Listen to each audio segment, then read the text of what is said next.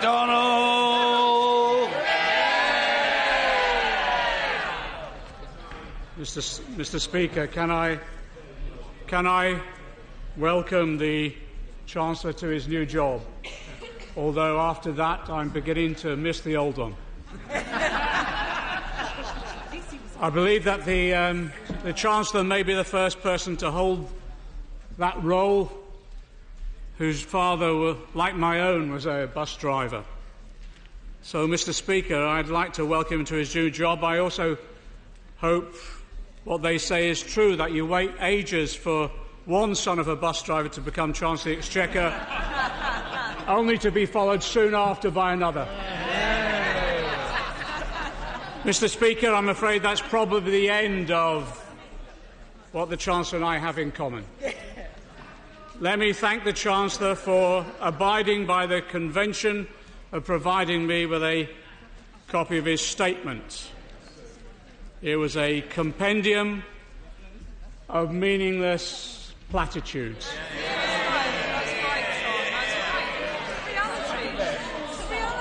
So could I ask him? Could I ask him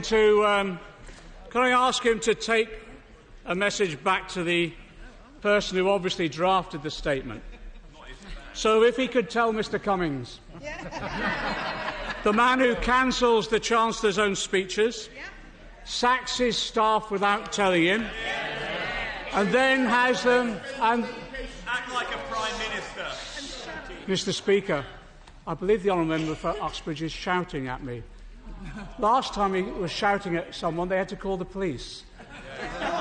So I don't think we need to go as far as that. And Mr. Cummings, who had the member of staff escorted, you might need to call the police. Order. Calm must descend on the chamber, and people should try to operate at the level of events and in all parts of the House at the level of their important responsibilities as members of the House. John McDonnell. Thank you, Mr. Speaker. So, the member of staff was escorted off the premises by an armed police officer. Can I just say this? This is no way to treat a member of staff. But can I ask him to tell Mr. Cummings on the spending review, do not insult the intelligence of the British people. The people will see today's statement as the grubby electioneering that it is. This is not a spending review as we know it. This is straight out of the Linton Crosby Handbook of Opinion Poll Politics. The Tories have checked what are the top 3 or 4 issues in the polls, and they've cynically judged how little money they have to throw around to try and neutralise those issues and the concerns of people. So to come here and to try and fool us with references to people's priorities is beyond irony. When did this extremist right-wing Tory group ever put the people first? Ever? Were they putting the people first when they froze child benefit year after year, or introduced universal credit, a brutal regime? The result this summer, according to the Childhood Trust, was children scavenging for food in bins because they didn't have free school meals in the summer holidays.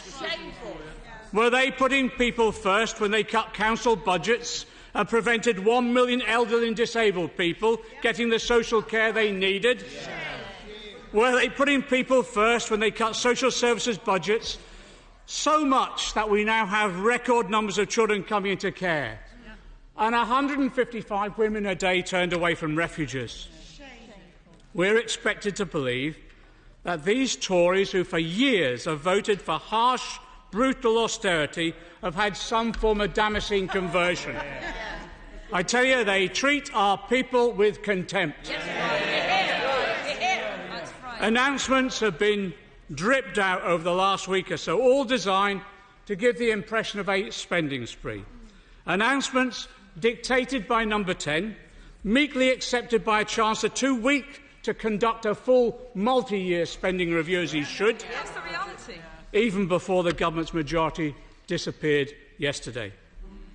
We've seen the so-called headroom, which the Chancellor's predecessor had claimed was needed to prepare for a no-deal Brexit, spent instead on preparing for a general election. Yep. We all know the Chancellor may not be in his job very long, and maybe that's why he felt he needed to rush a spending round based on figures from March, rather than wait from the Office for Budget Responsibility to tell him officially what the rest of us have known for some time, that the economy, after 9 years of Tory austerity, is in bad shape and, yes, getting worse, stagnating. A full fiscal event would have meant new economic forecasts, the need for a fiscal framework to give departments security over the Parliament, allowing them to plan ahead after years of cuts. Instead, we get this sham of a spending review. They're claiming to be against austerity after years of voting for it. Yep. They're claiming to be using headroom, which he knows has largely disappeared. Yep. And yet they're still failing to deliver a real end to austerity. Let's take a look at some of the announcements that the Chancellor has confirmed today. For schools, the Chancellor has announced new spending of £1.8 billion next year. The Institute for Fiscal Studies has previously estimated that would cost £3.8 billion this year alone to reverse the cuts that have been made. Was the Chancellor aware, when drawing up his spending plans, that the Department of Education budget as a whole has been slashed by almost £10 billion in real terms since 2010? And so the reality is this, isn't it? That heads will still be sending out begging letters, and teachers will still be buying basic materials for their classes. And you know, they have some front to mention childcare. After the hundreds of Sure Start centres closed under their watch, undermining the start in life for our children. They mentioned that £700 million was announced for children with special needs and disabilities. Does the Chancellor know that the Local Government Association have found that councils already face a funding shortfall for SEN children of £1.2 billion by 2021? So the reality is that these children will still be left vulnerable and in need, and their futures in jeopardy. That's what it means today. And on further education colleges, they're getting a one-off £400 million amount. Does the Chancellor really think they should be grateful? Grateful for that, when he's cut £3.3 billion off them since 2010. And the reality is the economy will still continue to be desperately needed in the skills training that our economy requires, and our young people will still be denied it as a result. On the NHS, the NHS announcement of £1.8 billion spending for the NHS it's already been exposed as largely a re-announcement of existing money. Yes, that's right. And there's no mention, really, is there, of the £6 billion backlog in maintenance that need in our hospitals. Still, our hospitals using buckets to catch water coming through leaking roofs. Operating theatres closed because of the lack of maintenance over the last 9 years of austerity. And they mention GP waiting times. Any announcement on GP waiting times is likely to be turned out to be totally undeliverable. Why? Because we've just lost 600 full-time equivalents of GPs over the last year. They're just not there because of 9 years of lack of investment. On local government, any new money for local government today will be a drop in the ocean compared to what? The 60% of their funding cuts which councils have lost in recent years. What effect does the Chancellor estimate his announcement today will have on, for example, the crisis in children's services that we've highlighted at every spending review and budget of the last 2 years? There's been a 29% drop in government funding after 8 years, and vulnerable children, as a result, are left at risk. on homelessness. He's mentioned just now, the Chancellor has mentioned just now, 54 million of additional spending to tackle homelessness. There's been a 160% increase in people sleeping rough. We've had people dying near the doors of Parliament in the last 2 years. The Local Government Association says at the moment, just to get by, there's a £100 million spending gap. The most vulnerable within our society put at risk as a result of their austerity over 9 years. Yep. And he expects us to celebrate an inadequate attempt to plaster over the problems that we have. And on bus services, he mentions 200 million. He mentions allocated to bus services. This is the third of the 645 million that's been cut from bus services since 2010. And on police, they seem to forget they cut 20,000 police officers. He expects us to celebrate what he's announced today. And we now know, at best there'll be only 13,000 on the streets.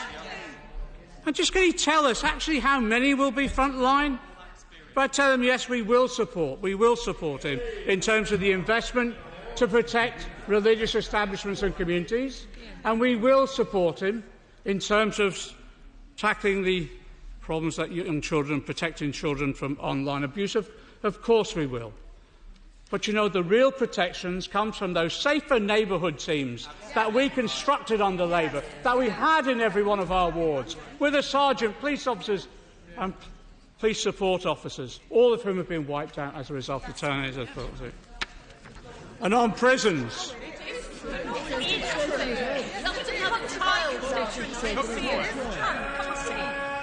an honourable member has shouted out, not true.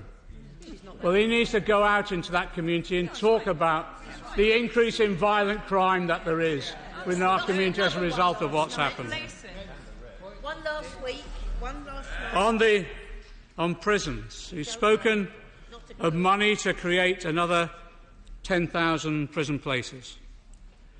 Can the Chancellor just tell us, are they the same 10,000 prison places promised by previous Justice Secretaries in 2016, 2017 and yet again in 2018? Good question. And also, can you just answer us, how many suicides, how many assaults on staff have taken place because of their cuts to prison staff over the last 9 years? And will he or someone in the government ever apologise to the Prison Officers Association for ignoring their warnings about the effects of staff cuts on safety in our prisons? Yes. These are just some of the announcements we heard today, but there's many that we've heard very little about today. What about those that have been effectively forgotten in a Chancellor's opportunist one-year spending round? What about the real structural reform to address the social care crisis, which we've been waiting for how many years?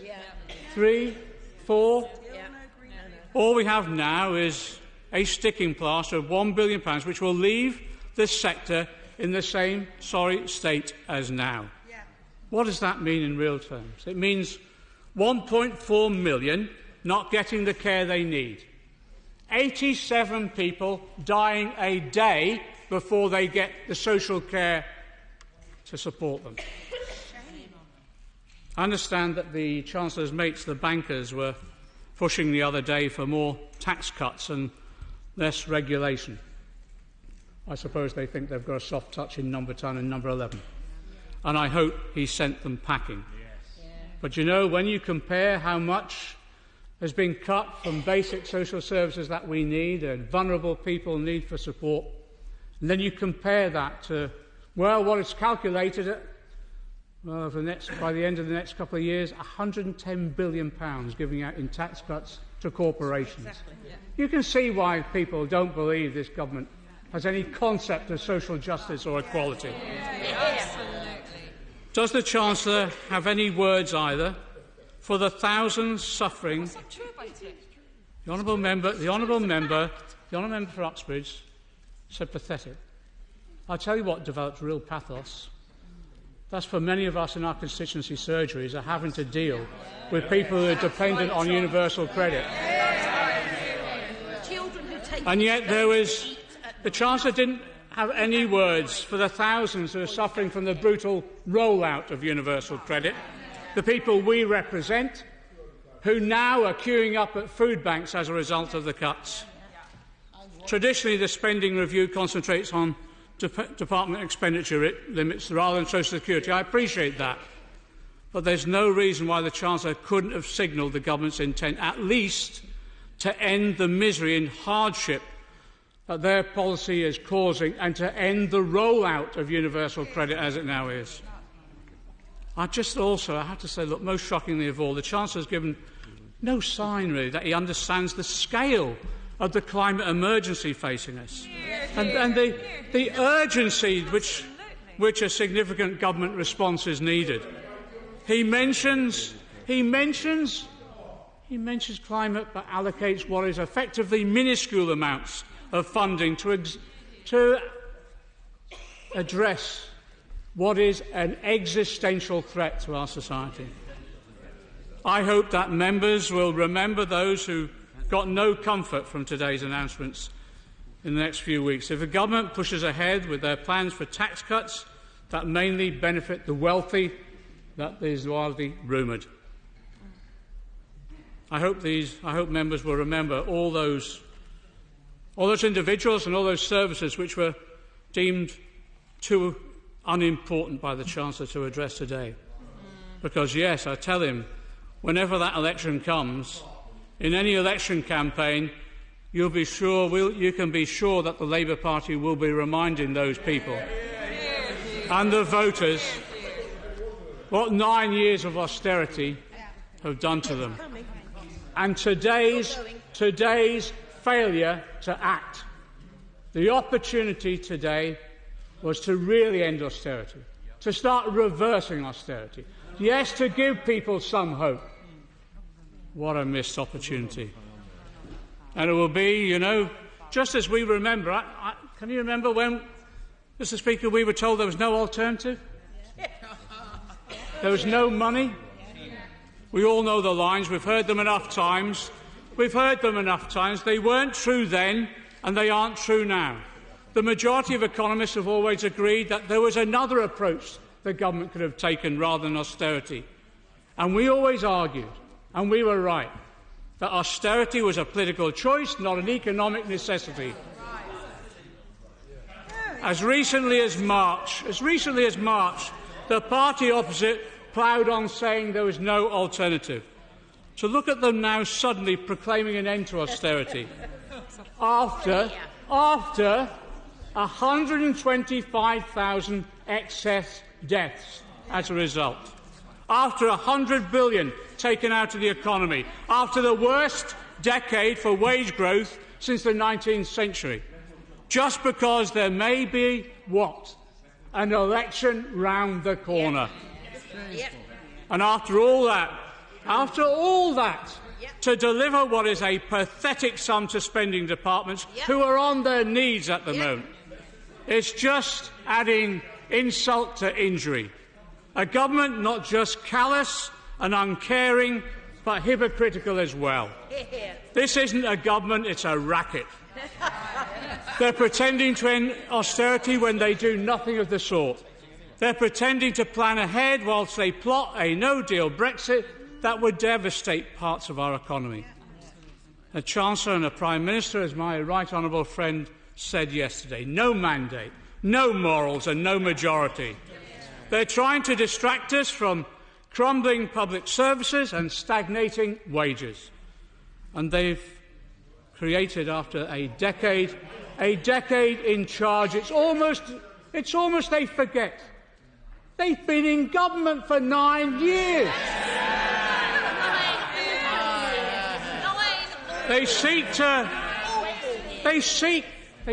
fool the British public with fantasy promises of a Brexit deal they knew they couldn't deliver, Yep. And they weren't even trying to negotiate.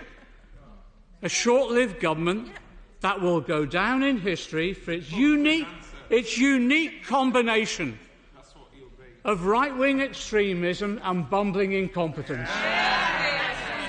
A government that betrays the people it is meant to serve. I tell you, a government that will never be forgiven, but will soon be forgotten.